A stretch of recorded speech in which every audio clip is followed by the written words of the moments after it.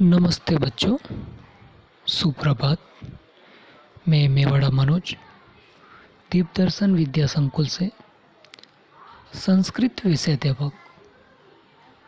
आज हम पढ़ेंगे संस्कृत कक्षा 7 संकल्पम भाग 1 पाठ पंचम पाठः उपायेन ही यत् शक्यम। उपायेन ही यत् शक्यम।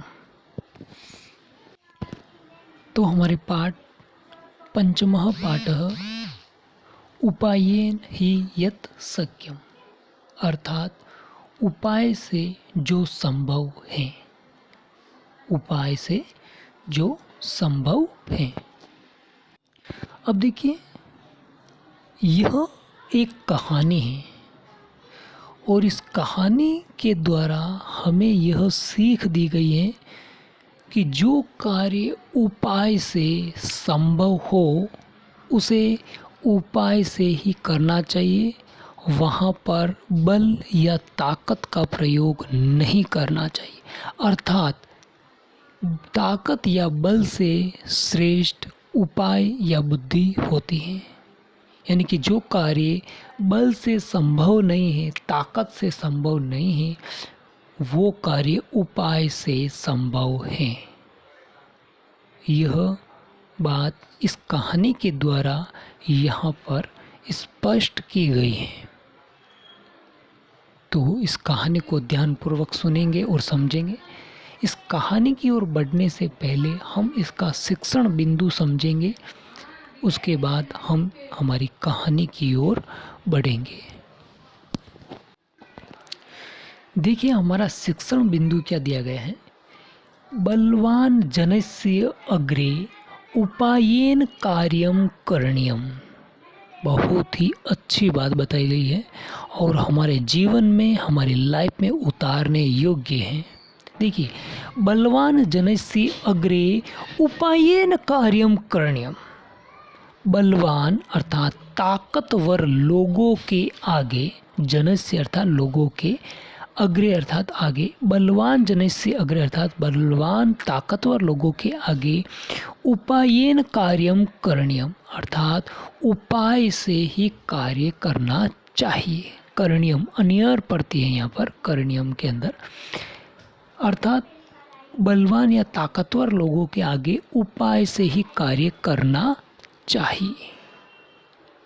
तो हमें अब इस कहानी की ओर बढ़ना है और हमें यह समझना है कि ये शिक्षण बिंदु जो दिया गया है, जो भी हमने पढ़ा और समझा, क्या यह सत्य है या असत्य है।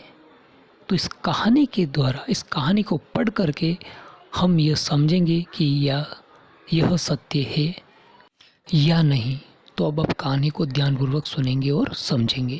अब हम हमारी कहानी की ओर बढ़ रहे हैं, तो सभी ध्यानपूर्वक सुनेंगे और समझेंगे कि इस कहानी में जो हमारा शीर्षक है, क्या वो सत्य है या नहीं।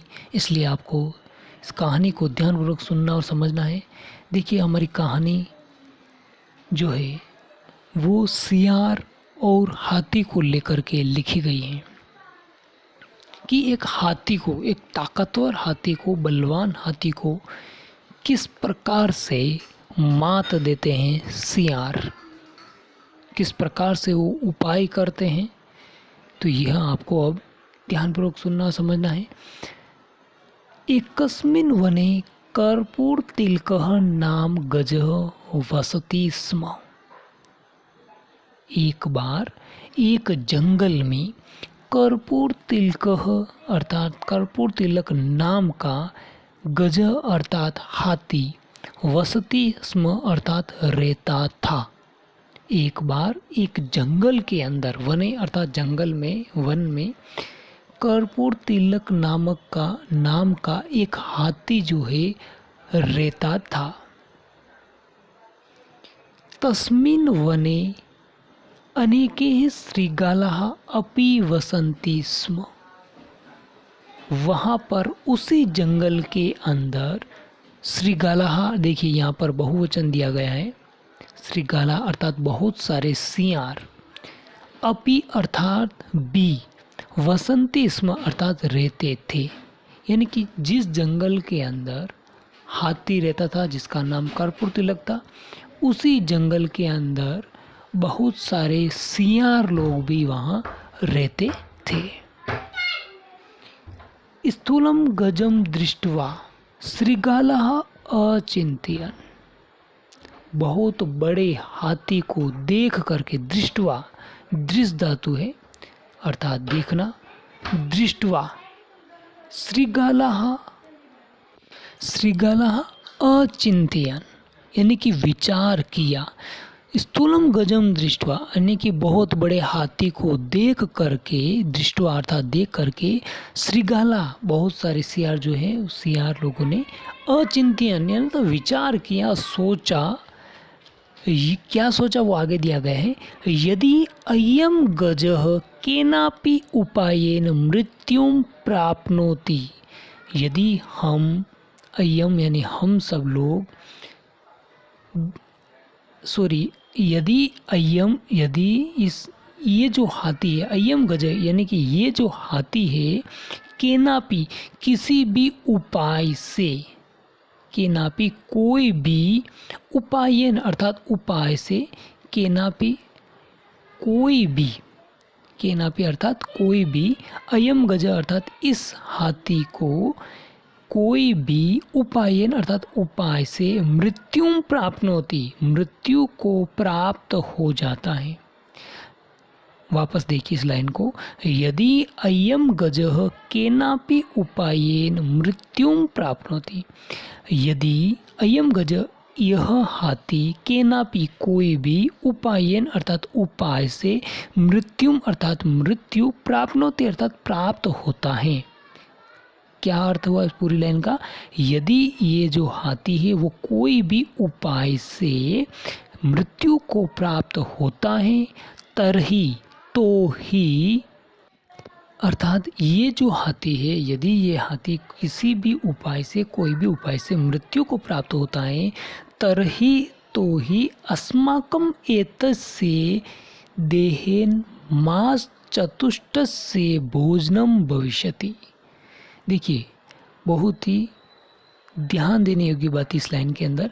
यदि ये हाथी किसी भी या कोई भी उपाय से मृत्यु को प्राप्त होता है, यदि ये हाथी किसी भी या कोई भी उपाय से मृत्यु को प्राप्त होता है, तरहीम तो ही, अस्माकम एतैसे हमारा, अस्माकम मतलब हमारा, यहाँ पर बहुवचन की बात की गई है, बहुवचन है शब्द में अस्माकम अर्थात हम सभी का, एतैसे देहन इसकी देह से, देह अर्थात शरीर, काया, बॉडी, इसकी जो बॉडी है, एतैसे देहन अर्थात इसकी जो बॉडी है वो मास चतुष्टस्य भोजनम भविष्यति 4 महीनों का भोजन होगा। देखिए वापस इस लाइन को समझ लीजिए।